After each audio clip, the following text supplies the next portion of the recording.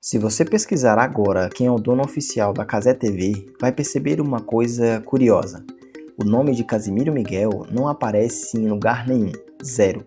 O cara que empresta o rosto, a voz e até o sobrenome para o canal de futebol mais assistido do Brasil não tem nenhuma participação na empresa.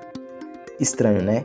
Mas guarda essa informação porque a gente vai voltar nela daqui a pouco. Antes, você precisa conhecer a versão dessa história que quase todo mundo acredita.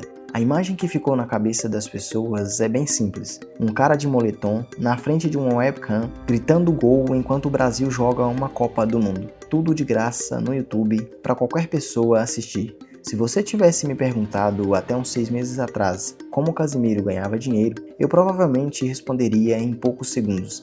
Publicidade do YouTube. Ele faz as transmissões, milhões de pessoas assistem, o YouTube coloca anúncios e ele recebe a parte dele. Simples. Foi mais ou menos essa a história contada desde a Copa do Catar em 2022. Um streamer carismático que surgiu durante a pandemia, comentando o futebol de um jeito espontâneo e divertido, conquistou a confiança de milhões de brasileiros e quase por acaso acabou se tornando o dono de um pedaço da Copa do Mundo.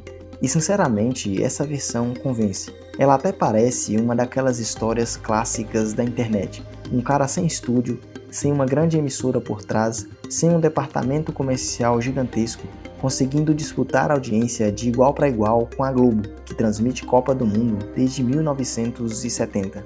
Só que essa história deixa de fora justamente o detalhe que eu pedi para você guardar no começo. E quando você entende o que existe por trás dele, percebe que a forma como a Cazé TV realmente ganha dinheiro é bem diferente do que parece. E se você acha que um streamer transmitindo futebol de graça já mudou bastante o mercado brasileiro, espera até descobrir uma coisa. Hoje, o rosto que você mais associa à Cazé TV nem é mais sócio do canal que leva o nome dele. Então já deixa o seu like nesse vídeo e se inscreve no canal, porque daqui pra frente essa história deixa de ser sobre um cara que deu sorte e passa a ser sobre um modelo de negócio muito maior. Em novembro de 2025, saiu uma notícia que passou despercebida por muita gente. Casimiro vendeu a participação que tinha na Cazé TV. E não era uma participação pequena. Ele era dono de 49% do canal. Os outros 51% já pertenciam à LiveMood. Em 2025, a empresa comprou os 49% restantes e passou a controlar 100% da Cazé TV. Ou seja, o rosto e o nome que deram identidade ao canal não tem mais nenhuma participação na empresa. Em troca, Casimiro se tornou sócio de uma holding internacional, um grupo muito maior com sede nas Ilhas Cayman. E isso levanta uma pergunta interessante. Por que alguém venderia a participação em um negócio que só cresce? A menos que exista algo ainda mais valioso por trás, algo que faça mais sentido do que ser dono do próprio canal. E existe. Esse algo se chama LiveMood. E para entender como a Cazé TV realmente ganha dinheiro, primeiro você precisa entender quem é essa empresa.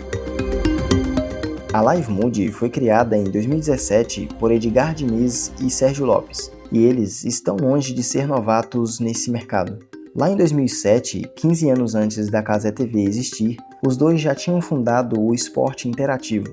Naquela época, eles já faziam experiências para medir a reação do público usando SMS e Orkut, transformando a audiência em informação valiosa para o negócio.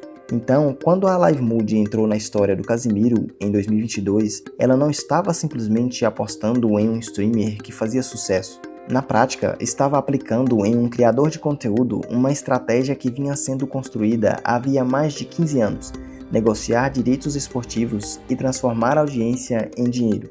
Hoje, a LiveMood tem investidores de peso. A gestora americana General Atlantic e o braço de investimentos da XP entraram na empresa com um aporte de cerca de 450 milhões de reais. E mais recentemente, até Cristiano Ronaldo se tornou acionista do braço internacional do grupo. Então já dá para perceber que existe algo muito maior por trás daquele moletom.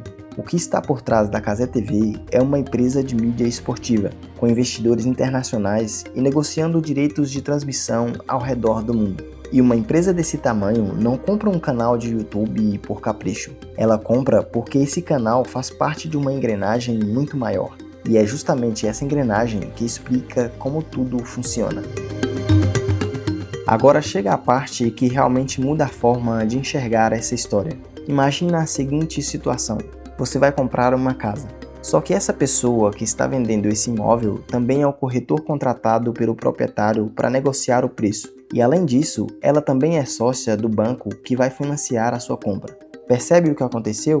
A mesma empresa está dos três lados da mesa ao mesmo tempo. Ela representa quem vende, participa da compra e ainda lucra com o financiamento. É basicamente isso que a LiveMood faz no mercado de direitos esportivos.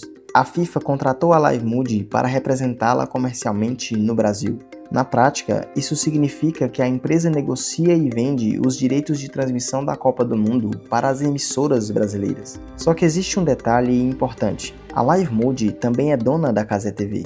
Então, ela negocia os direitos em nome de quem está vendendo e vende esses mesmos direitos para um canal que pertence a ela própria. E esse modelo não aparece só na Copa do Mundo.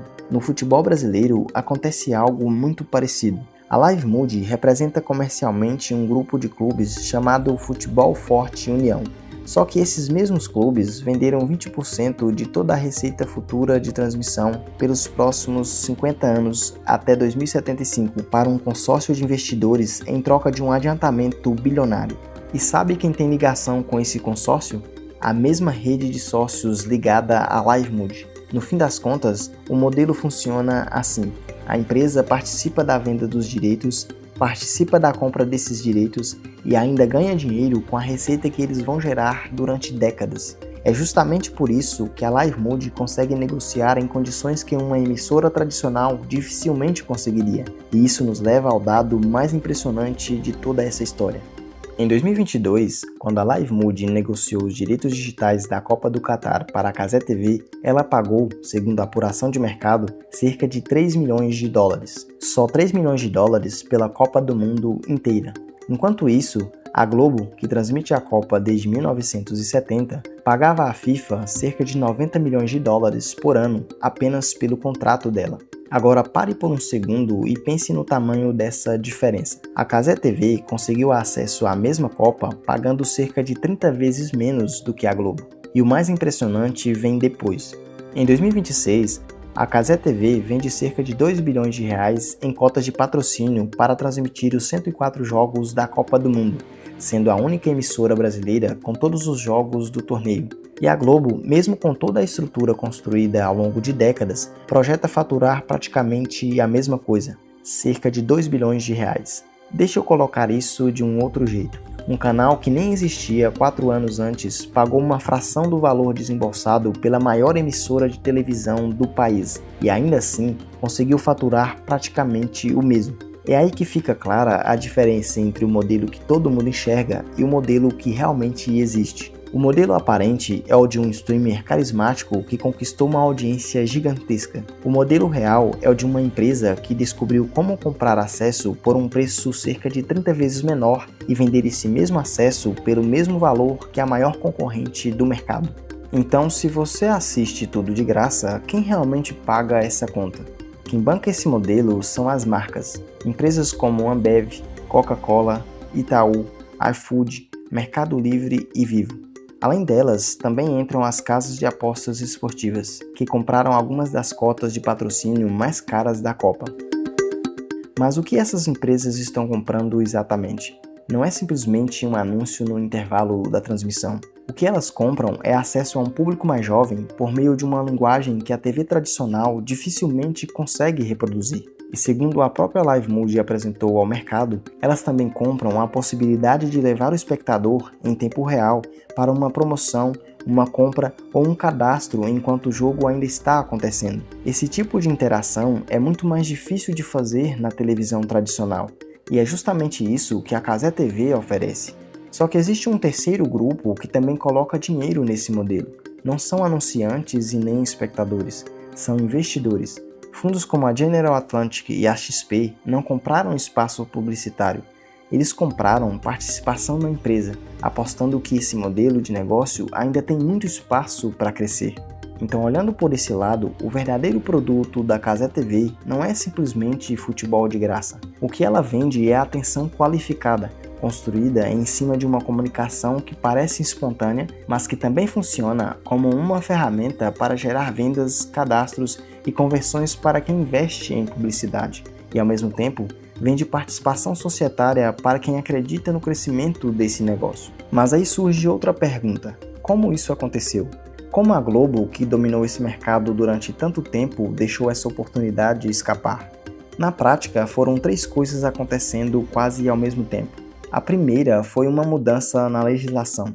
Em 2021, a Lei do Mandante passou a permitir que os clubes negociassem os direitos de transmissão dos próprios jogos sem depender exclusivamente de um pacote fechado com a Globo. Isso abriu espaço para novos modelos de negociação. A segunda aconteceu durante a pandemia. A própria Globo renegociou o contrato dela com a FIFA e, nesse processo, abriu mão da exclusividade do streaming. Naquele momento, isso parecia um detalhe sem muita importância. Para a Globo, o streaming ainda era um complemento da televisão aberta, não o centro do negócio. Foi justamente esse espaço que a Live Mood comprou por uma fração do preço. E a terceira mudança já vinha acontecendo no mercado como um todo. A verba de publicidade começou a migrar da TV aberta para o digital. As projeções indicam que a participação da televisão aberta deve cair de cerca de 1/3 para 1/5 de todo o mercado publicitário até 2030. Ou seja, o dinheiro já estava mudando de lugar. A Cazé TV simplesmente apareceu no momento certo, com a estrutura certa, para aproveitar esse movimento. No fim das contas, não foi uma questão de sorte, foi a combinação de uma mudança nas regras do mercado, uma decisão estratégica da própria Globo e uma transformação que a publicidade já vinha vivendo há alguns anos. E esse talvez seja o ponto mais importante.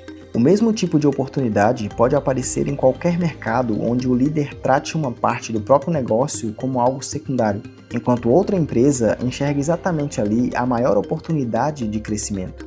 Agora, olhando do ponto de vista de quem assiste, isso é bom ou ruim? Na maior parte é bom. Pela primeira vez desde 1970, a Globo não transmite sozinha toda a Copa do Mundo. A Cazé TV está exibindo 104 jogos de graça para qualquer pessoa com acesso à internet. Na prática, isso amplia o acesso a um evento que durante décadas ficou concentrado praticamente em uma única emissora. Mas existe um ponto importante que não pode ser ignorado. E aqui não estamos falando de opinião, mas de fatos.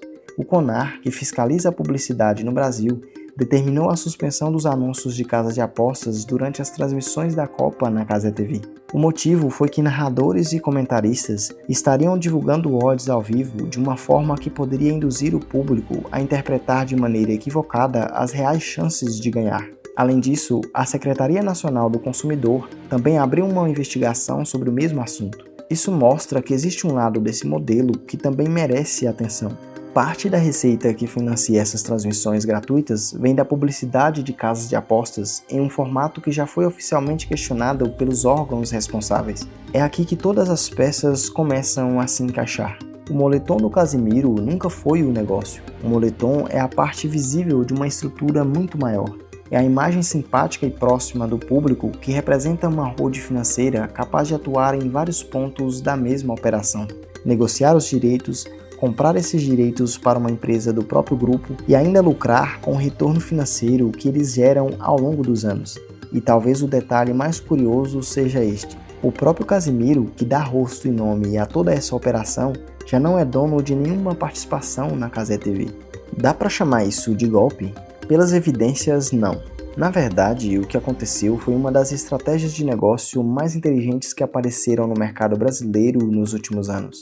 A empresa identificou uma oportunidade que um gigante do setor não enxergou, comprou um ativo por um valor muito menor do que o mercado costumava pagar e transformou isso em uma operação bilionária em menos de 4 anos. Isso não é motivo para indignação, é uma estratégia que merece reconhecimento. Ao mesmo tempo, fica difícil olhar para a Cazé TV do mesmo jeito depois de entender como tudo funciona. Por trás daquele clima leve e descontraído, existe uma estrutura financeira muito mais sofisticada do que parece, que participa da venda dos direitos, da compra desses mesmos direitos e ainda ganha com o retorno financeiro que eles geram durante décadas. E talvez o detalhe mais curioso seja justamente aquele que abriu esse vídeo. O rosto que representa toda essa operação já nem é mais dono de uma única fatia da empresa que leva o próprio nome.